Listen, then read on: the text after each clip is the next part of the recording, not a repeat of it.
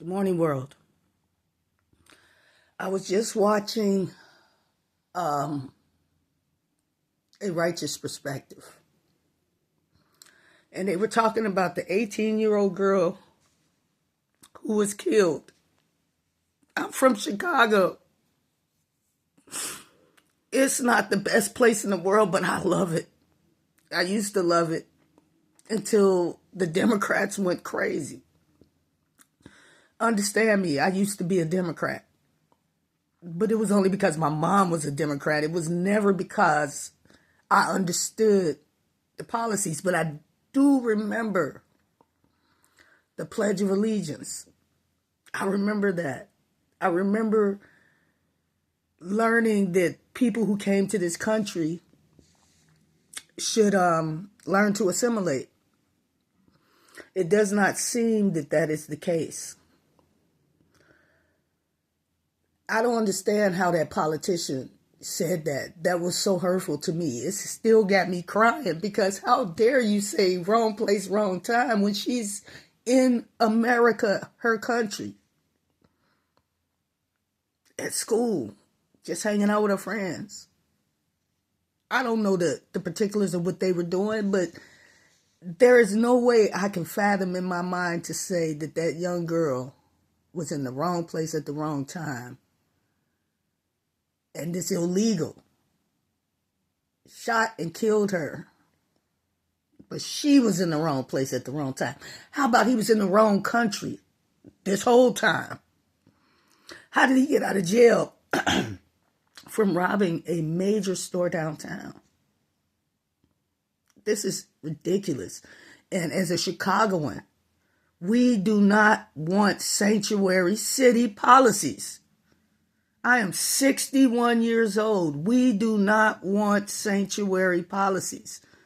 So many Democrats and Republicans alike. That's one thing we can all pretty much decide on. So this lie that they're telling everybody about Chicagoans want to protect our neighbors, those are not our neighbors. They don't live here. They're not supposed to be living here anyway. Those are not our neighbors. I pray every day for President Trump because I believe that God has placed him in that position. The reason I believe that God has placed him in that position is because everybody who agrees with these democratic policies obviously hate God and don't read their Bibles. Most of them. Because I know my mom reads her Bible. But she doesn't understand. I don't understand how she doesn't understand the spiritual ramifications of the decisions that are being made by these liberal politicians concerning our lives. If anybody out there that sees this know how to read the Bible, go to Revelation. Go to the book of Revelation and just read. Go to Romans and just read. The first chapter is mind-blowing. The first chapter of Romans is mind-blowing. The whole entire book of Revelation is mind-blowing. I thank God each and every day that he did not allow me to stay blind. Satan is the prince of the air. He has the ability to blind minds, eyes, and give us deaf ears. He has that ability, and I thank God he woke me up, delivered me from the insanity of homosexuality that I thought was life. That is not life. Once I fully understood the depth of it, I cannot no longer call it a lifestyle. It was a death style. People wake up. People in the world wake up. We are so selfish as a people. This is insane. I pray each and every day for our president because I know God has his back. God has his back. It's not about him. It's God, even though Trump may not be the best to most of you, but to me, he's the best president I've seen in my lifetime. And I'm 61 years old. I stopped voting Democrat with Obama. He killed it for me. And I thank God for that. Because even though I was living that death style, I had to admit that what I had learned about God was true. And how can we reproduce if we all were the same? You know, all the women like the women, all the men like the men. We would never reproduce because our twisted minds will not allow us to make the necessary arrangements to have children. We would have been all so very selfish that we would have canceled out. So I pray that whoever sees this understand this is not a game. This is getting so real. My eyes are this because I couldn't stop crying, watching the news, watching A Righteous Perspective. It's scary. And it's not really scary for me because I know where I'm going. I got to put that out there. I know where I'm going. So, man, God, I'm so grateful.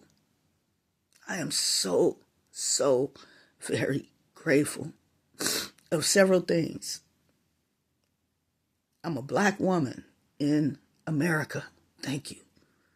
Thank you to my ancestors who had the mental, spiritual, emotional fortitude, physical fortitude to make it. They had to. And I thank God for that. Second thing, I thank God that I live in Chicago.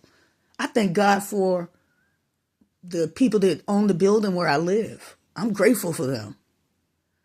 Lord, cover them with your blood and allow them to keep showing me favor. I thank you. Can't take anything for granted. I don't complain because I appreciate them. There's a few things wrong, but guess what? My apartment look a whole lot better than a lot of people in New York and a lot of people in Chicago. And I'm grateful that God allowed me the physical fortitude to be able to afford my rent. You know, I got sick, but chemo was killing me.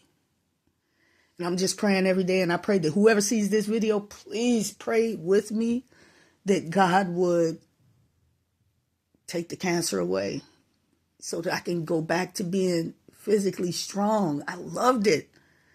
I was so agile. I loved it. When I got sick, it hit me hard. It hit me like a ton of bricks. From the time they gave me my diagnosis until about a month ago, I had been going through physically not able to get up and do anything. But God is good. I've been able to get up and cook for myself, do some cleaning around my house. I thank God for my nephew. He's been helping me. Even though he's got some issues. We all do. Lord, help us all. Jesus. That's what people don't understand. Christians understand we got issues. But the ones who understand the truth know that they have to admit those issues and trust God to help them. God, help us. You know, I'm so grateful. I'm so grateful for God. I am so grateful for America. I am so grateful for Donald J. Trump. I am so thankful for J.D. Vance. I'm so thankful for Marco Rubio. I am so thankful for the new border czar. I'm thankful for his press secretary. I love it. I'm so grateful that they got rid of DEI.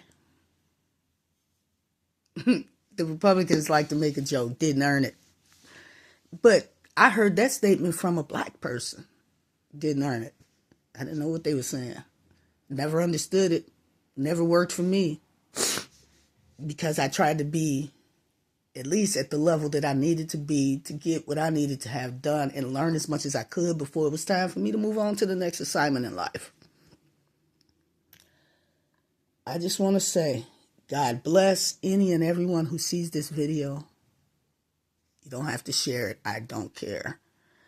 But this is just from my heart. I just was so full watching that. After I heard that woman say what she said, I was broken. I was so broken to believe that she actually said she was in the wrong place at the wrong time. Not making any mention to the fact that he was out of line. He was out of his own country. He had robbed a major department store downtown. It's like they just gloss over, but they have blind minds and deaf ears. You can't even rationalize with them. I have another video on YouTube where I interviewed a cab driver on the way to the clinic. And he was a definite diehard Democrat. And I pray for his soul. You know, I appreciate the fact that at least he gave me a conversation. Most of the time you can't conversate with Democrats. The only way you can get your point across is if you're with another person who understands what's going on in life and you're conversating with them loud enough for people to hear around you. That's the only time they'll get engaged. But as a Christian, we're supposed to plant seeds. So all I'm saying is understand religion and politics have never been separate since biblical days when they threw Paul in a boiling vat of hot oil because even though he was a religious person, everything is around the politics of how they do stuff, and he was going against that, but not in a hostile way as we see Democrats do today, and they just get a pass. God help us. God help us.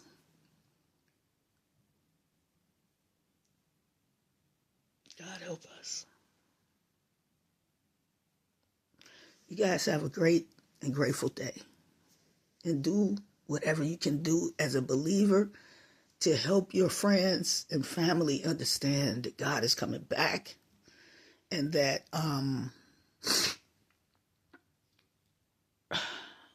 everybody's got to make a choice. Pray that people wake up. I thank God that he woke me up. I thank God every day that he woke me up. So now I pray for my children and my grandchildren and my great-grandchildren. I have great-grandchildren, yes, at 61. But my son-in-law, I love him. I miss him. Totally different story, but God bless. Have a great and grateful day. Peace.